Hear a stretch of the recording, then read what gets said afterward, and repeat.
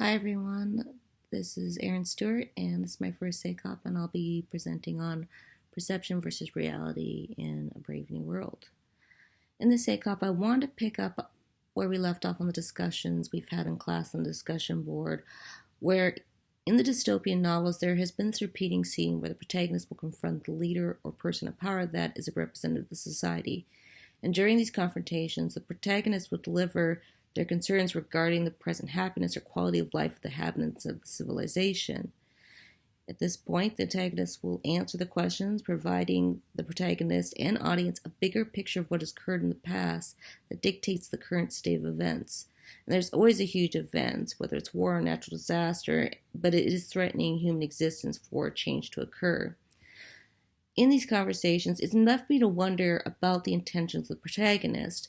We discuss whether their actions are selfish, but I also want to consider their motives up to that point if they are limited by their own perception, since it's only at this point in the novels where they have the opportunity to see the whole picture.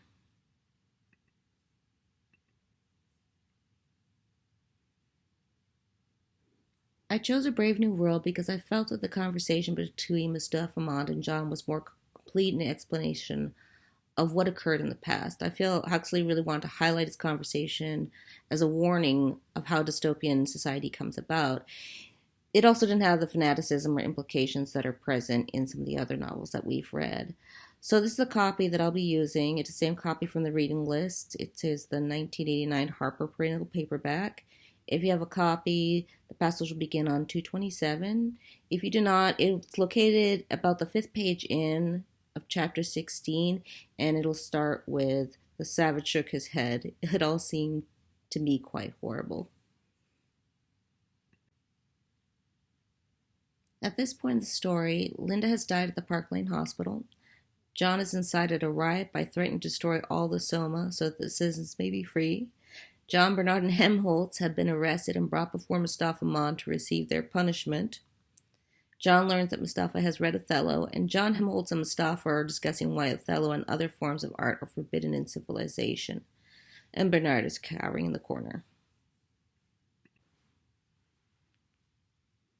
Upon discussing the difference between Othello and the Feelies, we come upon the critical passage between John and Mustafa that will mark the shift in the conversation that will expand the perception of the audience and possibly the protagonist. The savage shook his head. It all seems to me quite horrible. Of course it does. Actual happiness always looks pretty squalid in comparison with the overcompensation for misery. And of course, stability isn't nearly so spectacular as instability. And being contented has none of the glamour of a good fight against misfortune, none of the picturesqueness of a struggle with temptation, or a fatal overthrow by passion or doubt. Happiness is never grand.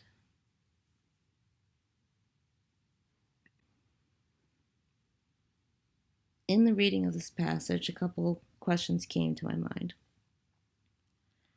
How much does personal experience dictate how reality is perceived? How do the protagonists consider the full extent of what the consequences of their actions are?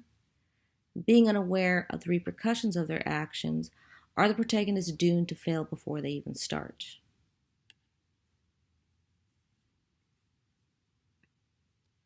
To address this first question, how much does personal experience dictate how reality is perceived? When you take consideration, before this passage, Mond had just finished explaining that they did not read Othello because they would not understand it.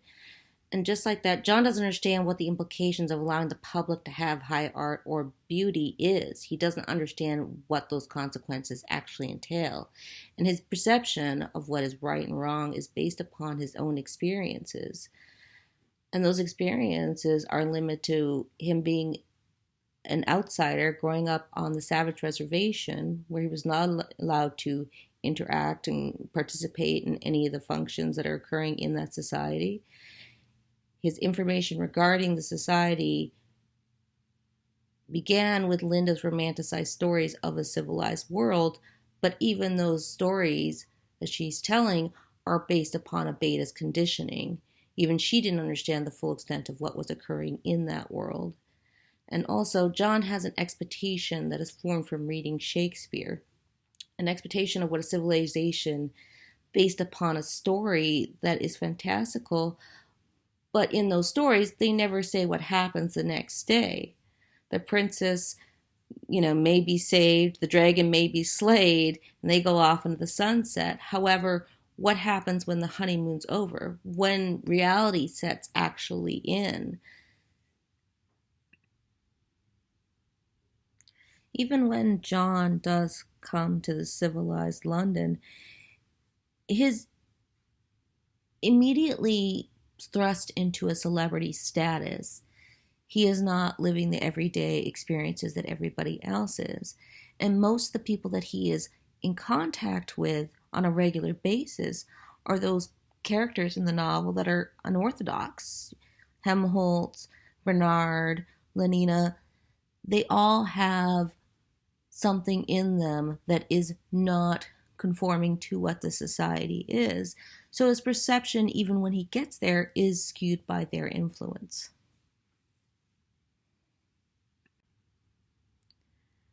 This leads me to my next question of, do the protagonists consider the full extent of what the consequences of the actions are? What happens after the vote? What is the plan for the citizens? For John, when he's destroying the Soma, there is no plan and there's only action on his part. He's not thinking. He's having a severe emotional reaction to Linda's death. And he's not considering what's going to happen in the next few moments. He doesn't care. Let alone what's going to happen tomorrow or 5 years from now. What happens if he's successful? What happens if he fails? These don't cross his mind. It's one thing to start a revolution, but what do you do to ensure peace after it's done? What does that look like? And it's the controller's job, Mustafa's job, to predict what the outcomes will be to ensure that the stability of society continues. And he tells John, what's the point of truth or beauty or knowledge when anthrax bombs are popping all around you? That is when science first began to be controlled. After the 9 Years' War, people were ready to have even their appetites controlled then. Anything for a quiet life. Here Mustafa explained to John how this dystopian society began. There was a reason to why things are the way they are. They didn't act rashly. This has been thought through. They have done experiments over the years to play out hypothetical situations in controlled environments to answer many of the concerns that John has regarding, well, why don't you do this? Why don't you do that? And they had the Cyprus experiment, a civilization of only alpha pluses that ended in a civil war after 6 years. And they also had the experiment in Ireland where the civilization of lower caste people only worked 4 hours a day, which resulted in civil unrest and soma overdoses. Mustafa is showing John that the controllers have considered other possibilities, all which end badly, but has been done in a controlled environment where it would not risk the stable system they already have in place. The same can't be said of John's actions, which he sees the consequence of when he goes to the lighthouse to be alone. Which leads to the next question. Being unaware of the repercussions of their actions, are the protagonists doomed to fail before they start?